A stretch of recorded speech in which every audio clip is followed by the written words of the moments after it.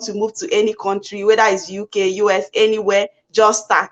Just start. You can just start with what I can say that helped me was just passing the IELTS. So for the US, I will say that because the immigration process is longer. So what people do, what I have seen that people do that really works well is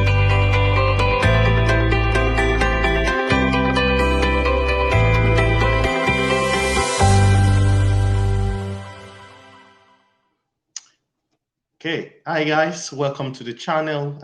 On this channel, we talk about nursing and finance. And today I've got the honor of interviewing a very special guest, somebody who has gone through the migration process from Nigeria to the UK and from UK to the US. Hello, Linda, how are you doing today? Hi everyone, thank you so much. Thank you so much for inviting me. I really appreciate it. I'm doing all right, and you? Oh, that's great. I'm doing great, thank you. Before I actually carry on, I want to talk about your YouTube channel because I know that you've got a YouTube channel. Tell us a bit about your YouTube journey. Tell us a bit about your YouTube channel as well.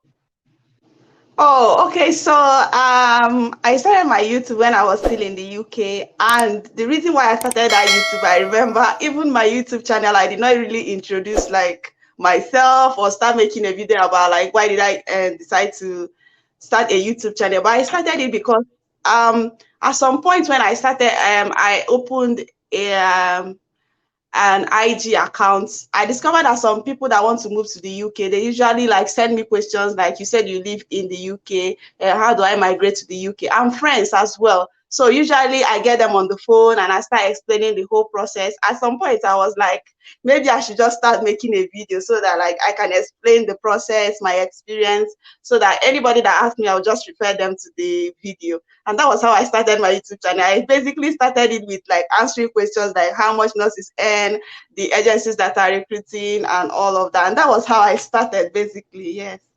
Wow, that's really good. And again, exactly the same reason why I started.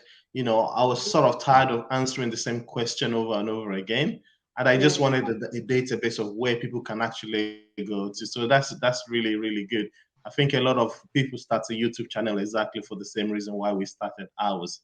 So Mhm. you spoke about obviously moving from Nigeria to the UK. Can you tell us a bit about that process, please? What you had to do, how quick it was, how effective everything went for you. Okay, I would actually say that because UK is somehow open and a lot of people are beginning to find success in the UK, the information on how to move to the UK is becoming like very, like almost everybody knows that this is exactly what you need to do. So, but what I can say differently is that if you want to move to any country, whether it's UK, US, anywhere, just start. Just start. You can just start with IELTS. So for the UK, you need to just pass an English exam. It could be OET or IELTS if you are from an English, if you are not from an English speaking country and you have not practiced in an English speaking country, then you do need a proof of English. And that is one thing that keeps some people, because some people are beginning to look for other ways like, okay, can my employer or my school write for me to prove that I have English? And then they find themselves in that, in that loop of looking for other alternatives and all. So you need an English proof, whether OET or IELTS. You need to write English. You need to write a nursing exam, the CBT, the one you do online. And then when you eventually get to the UK, you will need to do your practicals, which is the OSCE. So when you pass your IELTS and you have passed your CBT and you're able to verify that you are a nurse, both with NMC Nigeria or any country where you are from, and then NMC UK, and then they allow you to, you are able to get a job, or you move to the UK if you have the money and get a job, and then you'll be able to write your OSCE, and then you get your NMC PIN. So the summary of the whole thing is that for me, when I moved from Nigeria to the UK, what I can say that helped me was just passing the IELTS. It's not how much it costs or whether getting a job or anything. So I really want this video to just be as very informational as possible, very explicit, so that if you would decide that you want to move to any country, this is just the secret. Just start. I was really surprised when I moved to the UK and I joined one group and they were saying how much it costs to move to the UK from Nigeria. And they were mentioning like millions. I was like, I didn't I spend that much. So I think once you decide to just take the first step, and I think the first step for me is writing IELTS. I know that these days people start with CBT and all of that because usually IELTS or English proof is usually the last proof. That's the last document, is part of the last step. But then if you don't pass, if you don't have IELTS, that means you can't complete the whole process. So starting is usually the English. So start with an English exam, okay? Start with an English exam. Once you pass it, even the finances will come. So even if you want to save to move to the UK, start with saving for English proof. Once you pass the English, then you see that you'll be able to move through the other processes, even without you knowing how much you're spending and all of that. And people are more open to help you because you already passed and then you already got a job. Everybody wants to really help you to move to the UK. So that's just the process for UK. Start and pass IELTS and you see the whole process. Anybody that tells me, a friend that tells me that I passed IELTS, I usually get them on phone and help them throughout the process because I know they are serious. So that's my best tip for anybody that wants to move to the UK. That's really good. And I like the way you've put it together really, really nicely to say that, you know what, you can try and try and try, but if you've not done IELTS exams, if you've not passed IELTS exams, then you've got miles to go. So I think that's really a really good way to put it. So comparing that to the migration to the US, what, like the Mhm. same way you described the migration to the UK, give us the most important thing for US. What do people need to be doing?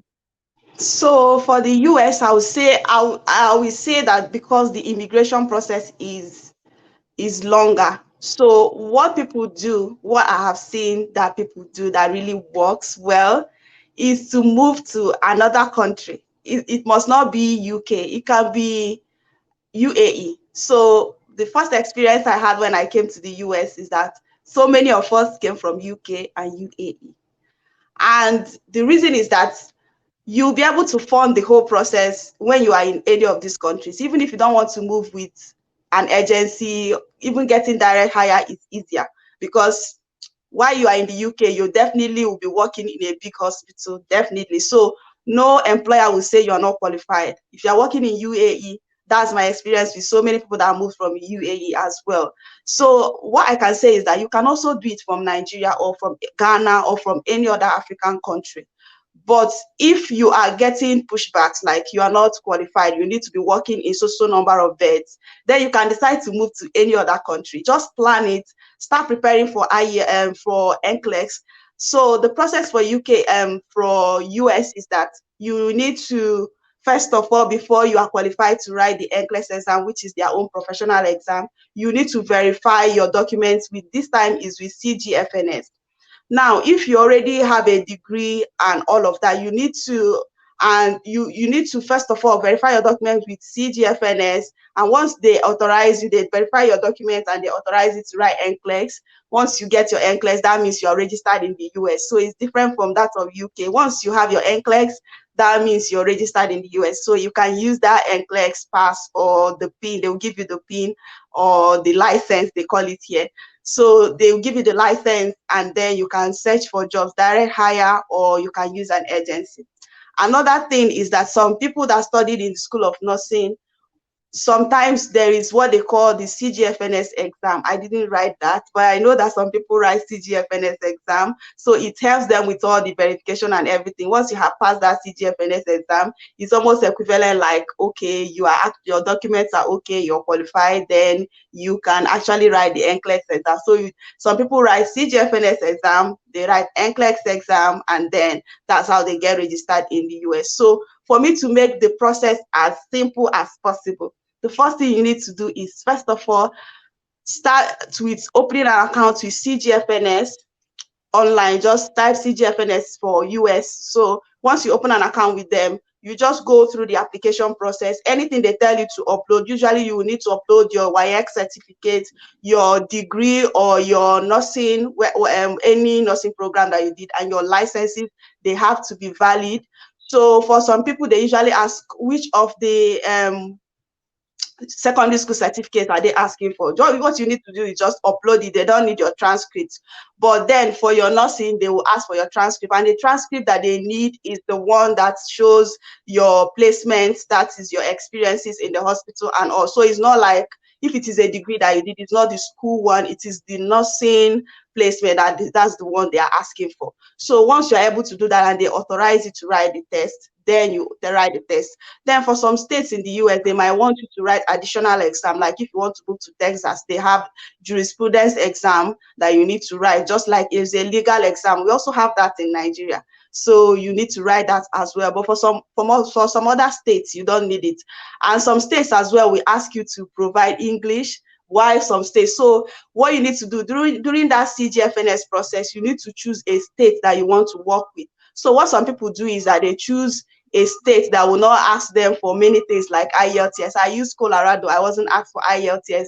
But at some point, you're also going to apply for what they call visa screen. That visa screen certificate is what you will need. Assuming you pass your NCLEX, you will need it to apply for your visa. So that visa screen, they will ask you for a proof of English. So for me, I used the one I used to migrate to the UK to do that process. So I didn't have to write another IELTS. So what I can say is that for the US process, plan it very well. So if you want to move to the US and then but you know the process is long and you want to start by going to UK. So write IELTS as soon as you go to the UK. Within that 6 months, get ready for your NCLEX, verify your documents and use the same IELTS. That was what I did. So immediately I got my NCLEX, I'll say, okay, anytime I'm ready, then I can go to the US. And that's exactly what, so I didn't have to write any other IELTS.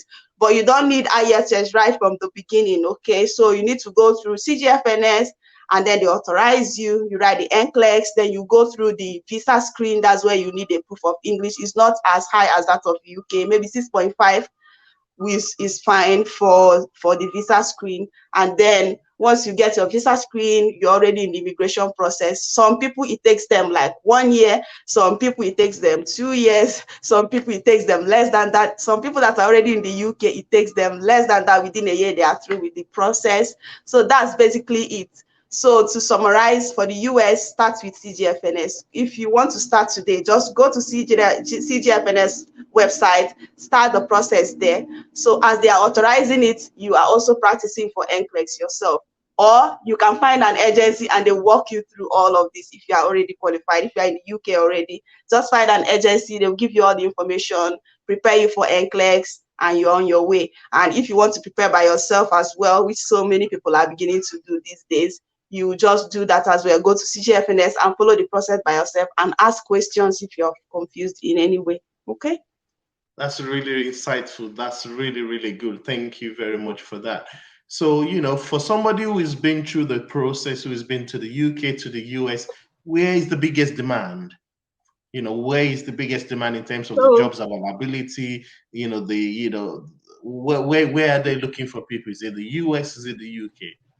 So I would actually say that they look for people everywhere. I'm not sure why nursing is so much in demand in Nigeria. Even in Nigeria, we still need more nurses. So in the UK, I feel like UK they actually feel the demand, they feel the shortage more. In the Mhm. US as well, they said in the US they need nurses, like they need people, but in the UK, you can have up to 8 patients, 9 patients because of the shortage. Sometimes they will tell you, oh, some nurses will call that they are not coming, and then you find yourself with so many patients. And then, but in the US, they still feel the shortage, but they have like maximum that you can take because nursing is different in the UK and the US and the rest, and even Nigeria and the rest of. Like I was telling somebody that before I came, I was thinking it's going to be the same with UK, but no. So in the US, you are going to have like you study nursing, you're going to do that nothing like you have more responsibilities, you have more inputs. So sometimes, like in the UK, you if a patient is sick or something, you call the doctors already and everything. But in the US, it's as if somebody is handing over a patient to you, you are going to know everything, as if you are as if you are even the doctor. You are going to know everything about that patient.